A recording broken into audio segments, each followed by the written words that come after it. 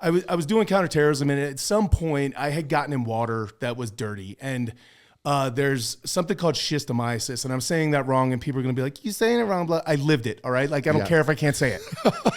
That's fair. I will side with you on that. They're big words. I'm like, I'm not a doctor. I'm a stupid meathead. Like, come on, like give me a break. Yeah. So anyway, some worms swam through my skin, and they lay dormant for a couple years. And so I quit the counterterrorism job, was working at the gym, and I've been in the gym like 1 or 2 years, and like was doing pretty well in strongman for like my level strongman, not your level strongman. No, but like, of course, but still, man. Like going to nationals and like doing okay, you know? And so one day I wake up and I'm like, I don't feel very good. And not feeling very good led to throwing up. And then throwing up led to throwing up like 3 times a day. And then 3 times a day became 10 times a day. 10 times a day became like 20 times.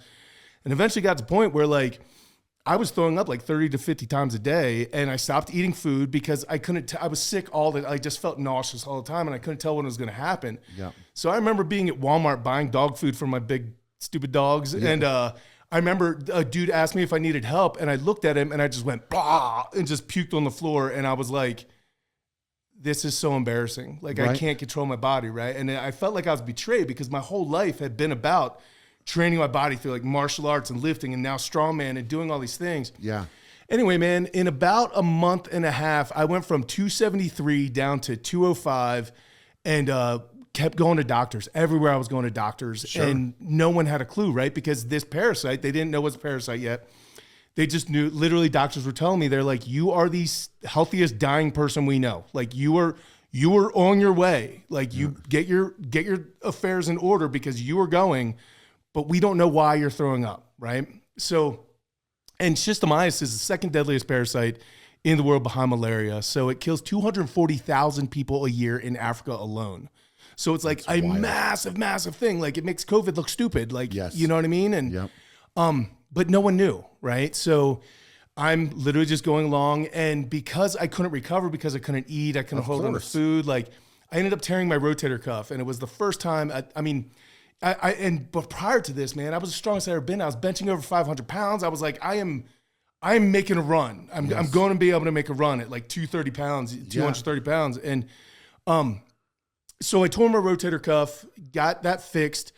But even when I went in for the surgery for that, literally the nurses and doctors are like, you don't need a rotator. You need to figure out what's wrong with you. And I'm like, no one can figure. Yes. So anyway. How frustrating. It was terrible. So I come out of that surgery, right?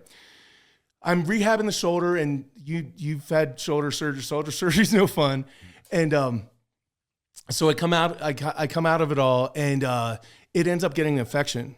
And there was like this big bump where like they did like the incision and stuff. And I went back in, and the doctor was like, we need to do an emergency surgery right now. And so they did an emergency surgery because of that. Came back out, and I was so messed up that they had to put a PICC line in my chest. Like, right? And so same thing. I'm like, what can I do? And I remember doing a log clean and press, rolling over top of the PICC line. And I was at the Arnold with you. Yeah. And I remember I needed to take breaks to do the syringe and antibiotics. Drain it, right? And drain it, right?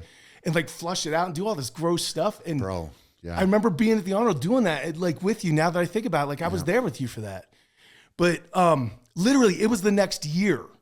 This all continued, right? Got the PICC line out, like was recovering, was slowly building back, but was still throwing up every day. Yeah.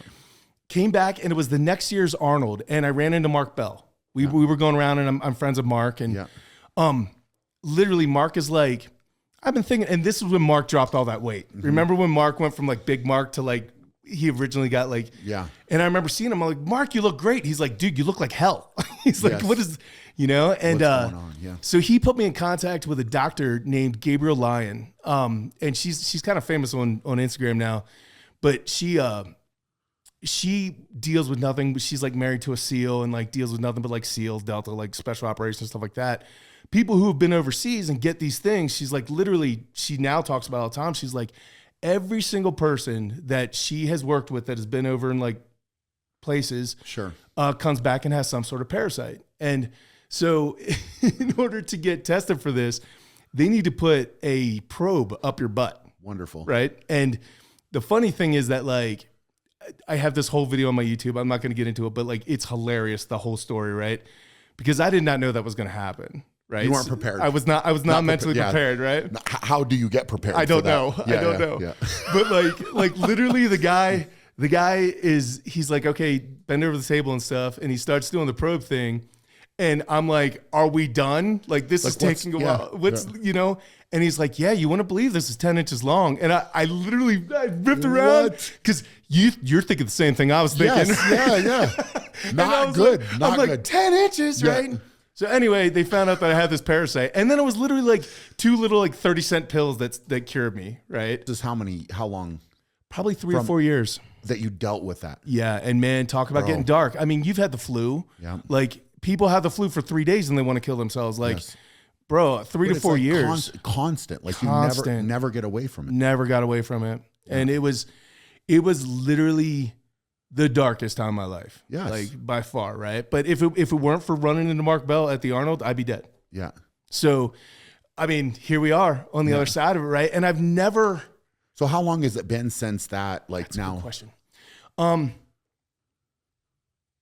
It's probably been about 5 years since I stopped throwing up. Like, 4 or 5 years since most of the throwing up goes well. Every once in a while, I'll still get nauseous, stuff like that. But honestly, for the most part, like, it's so fine. the damage that was done. Like, how much of that was is it reversible, or is there still stuff that like you're dealing with because of that? There's still stuff that I was dealing with, but a lot of it's been healed. Like, a crazy part, man, is that when it was at its worst, I've always been like a stupid little daredevil, like since a little kid, like just doing dumb stuff, right? Yeah.